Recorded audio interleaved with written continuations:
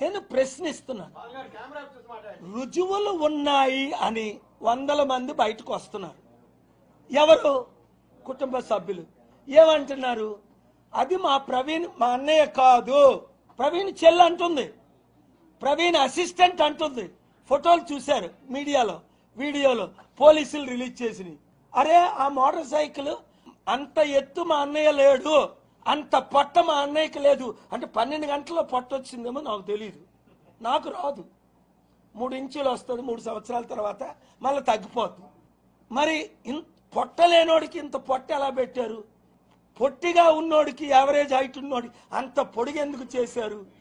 Bullet అంత height ఉన్నప్పుడు accident అయితే ఆ యాక్సిడెంట్ అయినప్పుడు వీడియో ఏది? ఒకటే అడుగుతున్నాను. యాక్సిడెంట్ అయింది అంటున్నారు, ఆ వీడియో రిలీజ్ చేయండి. ఏం రిలీజ్ చేశారు? బాడీ కిందని పైన మోటార్ సైకిల్. యాక్సిడెంట్ ఎప్పుడైనా బాడీ కింద నుండి మోటార్ అయితే అంటే ఆ మోటార్ సైకిల్ ఏమైనా ఆక్సిజన్తో చంపింది ఆయన్ని? బాడీ కిందనేటి, మోటార్ సైకిల్ పైనేటి?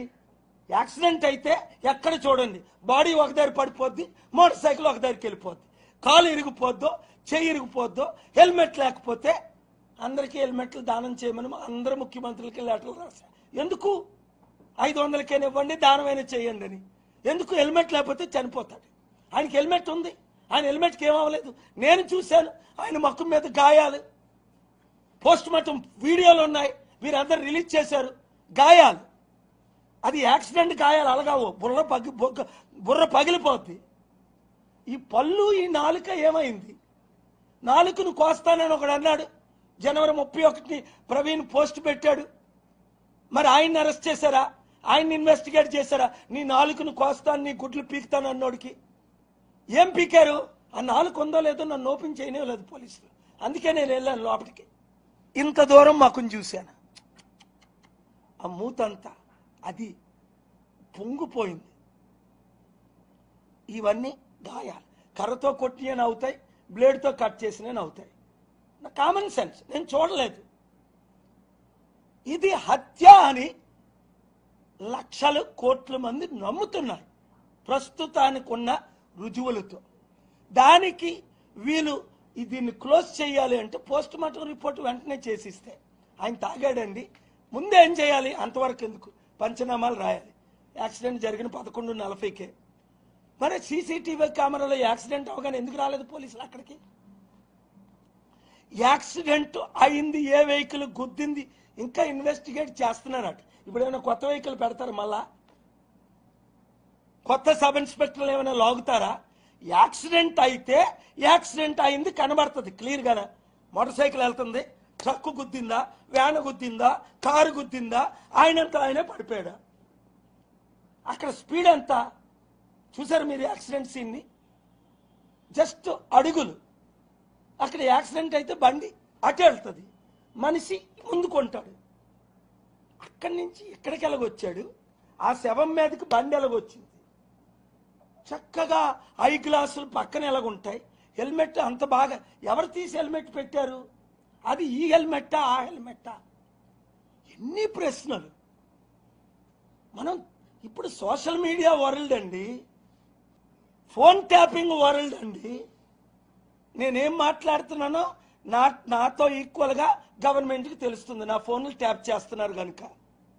నేను ట్రంప్తో మాట్లాడలేదో వాళ్ళకే తెలుసు, నేను అమిత్ షాతో మాట్లాడాను, మోదీతో మాట్లాడలేదో వాళ్ళకే తెలుసు. ఎందుకు? వాళ్ళు నా ఫోన్లు ట్యాప్ చేస్తున్నారు, నేనేం మాట్లాడానో వాళ్ళకి తెలుసు. ఇంత చిన్న ఇష్యూని, ఇంత చిన్న ఇష్యూ ఏది ఇది? యాక్సిడెంట్ అయితే ఆ 1 మినిట్ అన్ని 300 సీసీటీవీ ఫుటేజ్లు ఉన్నాయట. అసలైంది ఏది? Most important. మీరు ఎవరైనా చూసారా? మీడియా మిత్రులు 50 మందిని 40 మందిని అడుగుతున్నాను. కాదు, యాక్సిడెంట్ వెహికల్ గుద్దిన ఫుటేజ్ ఎవరైనా చూసారా?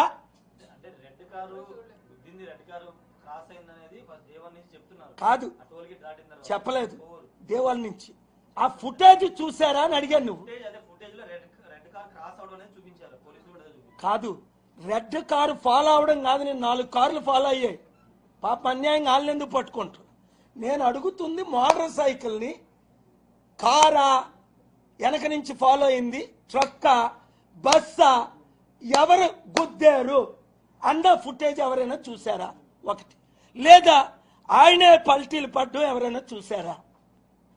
కమాన్, నేనయ్యా ఆర్గ్యూ చేస్తా, సుప్రీంకోర్టులో ఆర్గ్యూ చేస్తున్నాను, హైకోర్టులో ఆర్గ్యూ చేస్తున్నాను, క్రైమ్ సీన్ నేను ఆర్గ్యూ చేస్తా ఈ కేసులో.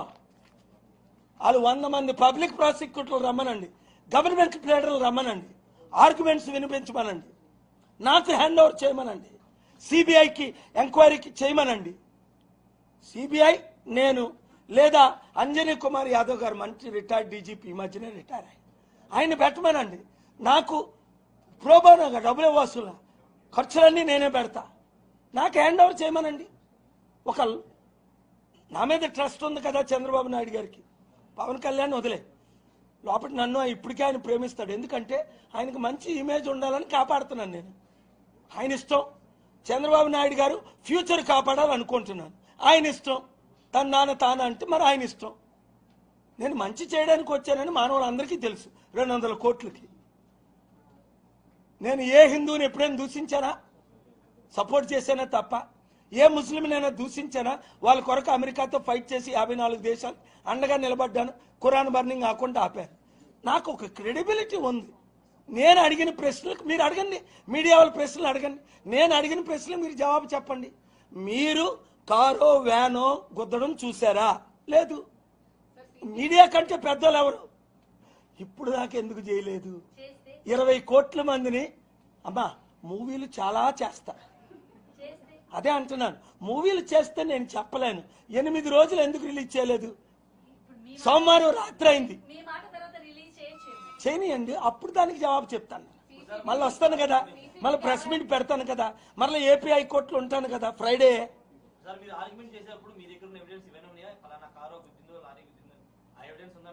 బాబు రా, నేను చూపిస్తా.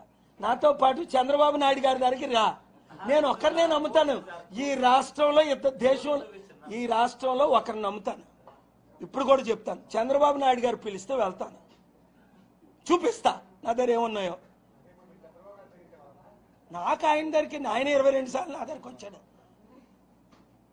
అదో పిచ్చి ప్రశ్న. ఆయన దగ్గరికి వెళ్తే నన్ను కాదంటాడేటి? 22 సార్లు నా దగ్గరికి వచ్చాడు, ఇప్పుడు కూడా ఇంకేందుకు?